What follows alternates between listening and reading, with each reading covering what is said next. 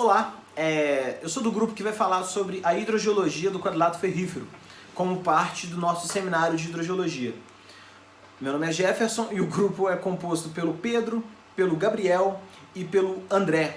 Bom, a nossa apresentação ela vai ser dividida em 3 partes, onde na primeira parte eu vou tratar de uma introdução, onde a gente vai apresentar a geologia regional e a relevância hidrogeológica do quadrilátero ferrífero, e, posteriormente, no desenvolvimento, nós vamos apresentar a localização de uma área de estudo específica que foi escolhida e vamos falar sobre a hidrogeologia do quadrilátero ferrífero. E, por fim, uma conclusão.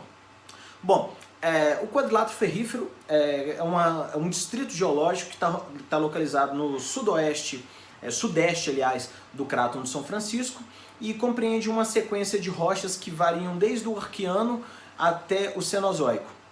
No Arqueano nós temos um embasamento granito-gnáisico, o qual é sobreposto litoestratigraficamente por uma unidade chamada Supergrupo Rio das Velhas, que é uma sequência de rochas vulcano-sedimentares datadas do Arqueano, as quais são sobrepostas pelo Supergrupo Minas, que contém rochas desde o Neo-Arqueano até o Paleoproterozoico. E compreende uma sequência de rochas plataformais, com conteúdo em rochas siliciclásticas e sedimentares químicas ricas em ferro, de grande relevância econômica para a região de Minas Gerais e do Brasil também. Sobrepondo o Supergrupo Minas, você tem o Grupo Itacolomi, que é uma sequência de rochas siliciclásticas também. E ainda na nossa coluninha não aparece, mas você tem um conjunto de rochas cenozoicas que tem uma grande relevância no que diz respeito aos aspectos hidrogeológicos do quadrilátero ferrífero.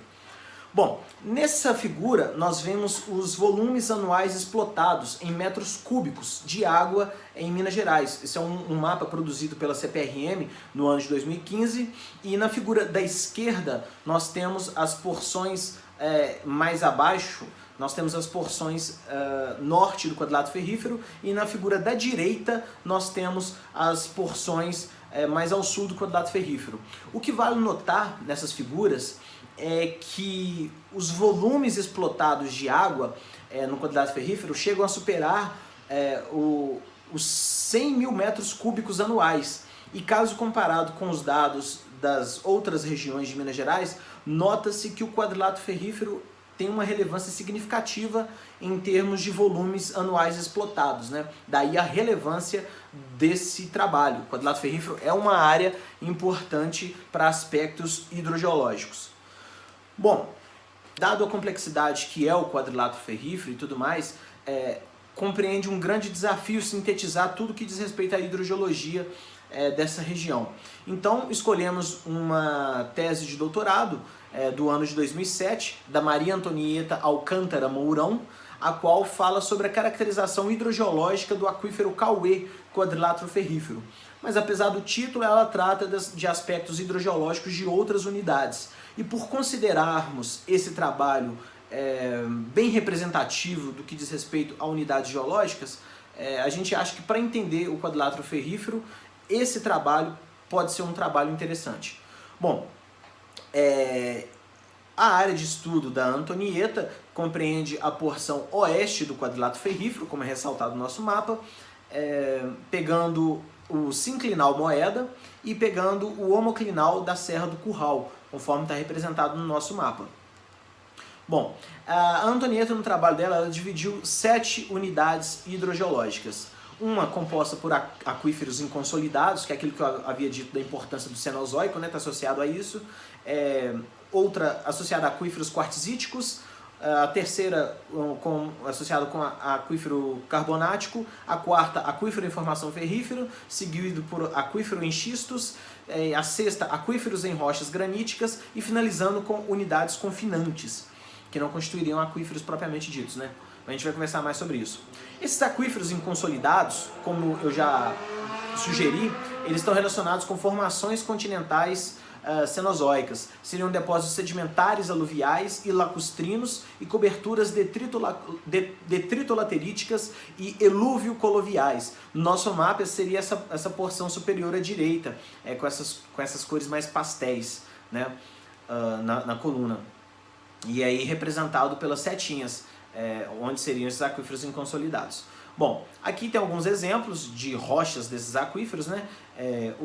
As quais possuem boa capacidade de armazenamento, de tal forma a permitir a manutenção de escoamento de base durante o período de estiagem, né? As nascentes que são associadas a essas unidades rochosas, elas possuem vazões que variam entre 3,6 e 50,4 metros cúbicos por hora, né?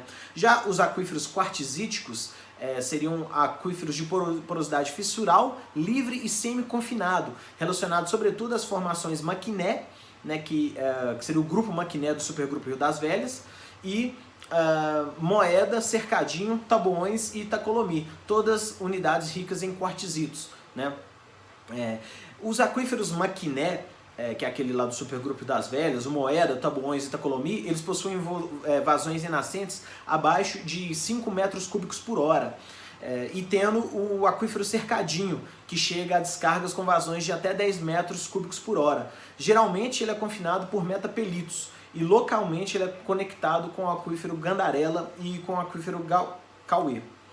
Os aquíferos carbonáticos, né, que têm grande relevância na área, estão associados pela formação Gandarela, do grupo Itabira, que no nosso mapa está representado pela cor azul claro. Trata-se de um aquífero fraturado ou kárstico, livre ou confinado por unidades metapelíticas, ou materiais argilosos que são intercalados com as rochas calcárias da formação Gandarela. As versões cársticas reveladas por nascentes e poços tubulares de alta vazão, elas frequentemente chegam a descargas de vazões de 100 metros cúbicos por hora. Então você vê que é um aquífero comparado com os outros que foram apresentados até agora de grande relevância, né? É um volume, uma vazão considerável. Bom, a gente tem ainda aquíferos em formações ferríferas, né? Ele é representado pela formação Cauê e por unidades arquianas no supergrupo Rio das Velhas, que seriam aquelas sequências de ferro do tipo algoma, né? Nas formações ferríferas, você tem o grupo Cauê, a formação Cauê, que apresenta uma porosidade fissural ou granular. Os poços tubulares também apresentam vazões relativamente grandes, chegando a 100 metros cúbicos por hora. As maiores condutividades hidráulicas estão associadas aos minérios friáveis e os maiores armazenamentos estão relacionados com a hematita compacta. E a algoma, né, que seriam aquelas rochas do supergrupo Rio das Velhas, o aquífero de formação ferrífera tipo algoma, ele apresenta níveis pouco espessos, baixas vazões e presença de sulfetos, gerando um risco de água ácida. Bom, ainda você tem o aquífero em xistos, né, que seriam representados pelo grupo Nova Lima e Sabará, que seriam do tipo fissural, com a vazão média das nascentes de 1,1 metro cúbico por hora, muito baixas essas vazões, né? E ocorrências de sulfetos no grupo Nova Lima podem gerar drenagens ácidas. E você ainda tem os aquíferos em rochas granito-gnáissicas, que seriam também do tipo fissural, com a vazão mediana das nascentes com cerca de 1,5 metros cúbicos por hora, e o espesso manto de intemperismo dessas rochas granito-gnáissicas contribui para a recarga das fraturas das rochas. Tá ok? Tá ok? Bom, enfim, as unidades confinantes, né, que não constituem aquíferos, são representadas pelo quartzito moeda, na realidade pelos filitos no moeda, batatal, feixe do funil e barreiro, além dos diques e cios e das rochas básicas e depósitos sedimentares argilosos cenozoicos. A unidade batatal ela possui grande relevância, né, tendo em vista que ela é um limite basal do aquífero Cauê, o qual a gente mostrou que possui nascentes com vazões de até 100 metros cúbicos por hora, né? Então a unidade selante é muito importante. Quanto à recarga, aqui a gente apresenta um mapa de recarga que a autora mostra no trabalho dela com a porcentagem de precipitação anual total. E aí observa-se que existe a predominância de taxas de recarga acima de 39%, que são essas cores marrons, né? Os valores entre 20% e 30% condicionam-se a áreas de afloramentos rochosos, que são latossolos, cambissolos e neossolos argilosos, que são essas áreas azuladas, né? O Cauê ele possui recarga acima de 39%, chegando a 44%, e é mais ou menos associado com essas áreas azuladas, né, em termos de distribuição geográfica, está próximo a elas. Então, mas são as cores marrons, né? O Cauê seria essas cores mais amarronzadas. O Gandarella exibe grande variação de recarga em razão da presença ou não de coberturas argilosas, as quais funcionam como selante, né? A baixa recarga do Moeda, entre 23% e 26%, é associado à alta declividade das regiões onde ocorre essa unidade. O supergrupo Rio das Velhas ele tem altos valores de recarga, acima de 39%, né, essa região central do mapa, e devido à baixa altitude, né, e aos solos com boa condutividade hidráulica. Os granito gneiss possuem baixa recarga devido à cobertura de solos argilosos, oriundos do intemperismo dos granitóides, né? E uma conclusão que se tira também, o autor apresenta que a vegetação ela aumenta consideravelmente a recarga em locais de baixa permeabilidade. Bom, agora a gente vai falar sobre o papel das estruturas tectônicas no fluxo subterrâneo. A dissolução diferencial de bandas de composições diferentes das formações ferríferas, de modo geral, condiciona o fluxo da água. Então aqui a gente tem uma figura com o itabirito não lixiviado, né, com a sílica não lixiviada, e abaixo o itabirito com a sílica lixiviada. Essas estruturas constituem bons condutos para o fluxo da água, né? Além disso, você tem influência também, que até gerou esses bandamentos, né? Mas dos eventos transamazônicos transamazônico e brasiliano, onde eles geraram grandes estruturas na região que, de certa forma, controlam os aquíferos da área. E, inclusive, é comum a superposição de zonas de aquíferos e camadas selantes a partir de deformação gerada nesses eventos.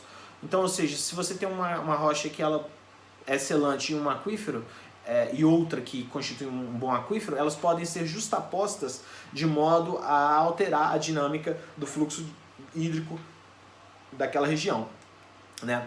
E além disso, você tem a influência da tectônica cenozoica, através da geração de planos abertos, né? Porque a tectônica cenozoica é uma tectônica distensiva, né? De extensão, a qual gerou planos abertos, a reativação de estruturas principalmente norte-sul, e nessa foto, inclusive, os autores mostram um hemigraben que coloca uma formação ferrífera ao lado de uma camada argilítica, quase que não sai. Essa camada argilítica, ela é uma boa camada impermeável, né? Porque ela tem uma condutividade hidráulica baixa, né? Então, nesse afloramento, você tem um exemplo de uma estrutura cenozoica recente, distensional. E ainda existe uma associação entre lineamentos magnetométricos e radiométricos com zonas de descarga de aquíferos profundos. Aqui as zonas de descargas, representadas pelos pontinhos azuis, nota-se que elas sempre coincidem, via de regra, né, com essas estruturas, com esses lineamentos magnéticos e radiométricos, né? E por fim a gente vai fazer uma caracterização hidroquímica da água. Bom, o aquífero Cauê, como a gente pode observar, ele possui rochas bicarbonadas cloretadas. O aquífero Gandarella, principalmente águas cálcicas magnesianas, magnesianas cálcicas ou essencialmente cálcicas.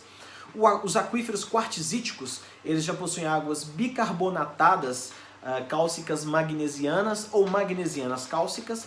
Os aquíferos inconsolidados possuem águas bicarbonatadas cálcicas magnesianas ou magnesianas cálcicas, e os aquíferos xistos apresentam águas bicarbonatadas cálcicas e magnesianas. E por fim, os aquíferos em rochas graníticas apresentam granito-gnáissicas, né, águas bicarbonatadas cálcicas magnesianas. Bom, as considerações finais. Bom, basicamente o quadrilátero ferrífero ele possui grande relevância do ponto de vista hidrogeológico, o que foi justificado lá no começo por aquele gráfico, né, que eu apresento agora de novo, com os volumes anuais explotados chegando acima de 100 mil metros cúbicos por ano, e o contato com a dissertação, com a tese de doutorado da Mourão 2007 mostrou pra gente que é um tema muito complexo e constituiu um grande desafio para o grupo conseguir sintetizar isso em apenas 15 minutos. Então a gente tentou extrair aquilo que foi mais relevante para a gente, que mais nos chamou a atenção. E a gente espera que vocês tenham gostado da nossa apresentação e muito obrigado. Bye, bye.